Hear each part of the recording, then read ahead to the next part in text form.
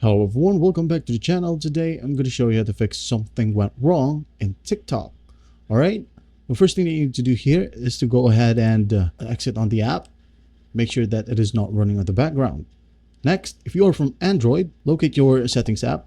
Also for iOS, then go to apps. Locate TikTok. Alright, tap on it. Now once you're in here, tap on force stop.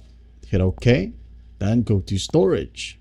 Alright, for iPhone user or iOS users, you can find an option there to offload apps. Just go ahead and tap on that and wait for the process to finish. Once done, relaunch TikTok and see if it helps. Now, if you are on Android, first tap on clear cache. Once done, tap on clear storage. Alright, again, clear cache, then clear storage. Wait for the process to finish. Close the settings app. Relaunch a TikTok and everything should work now. Also, another option here is by simply reinstalling the app. If you are on Android, you're going to want to tap and hold on the app and hit on uninstall. You can do this as well by going to the settings app, again to apps, then the TikTok, and hit on uninstall. Once done, just go ahead and open up your respective Play Store or App Store. Locate TikTok again, right here at the top.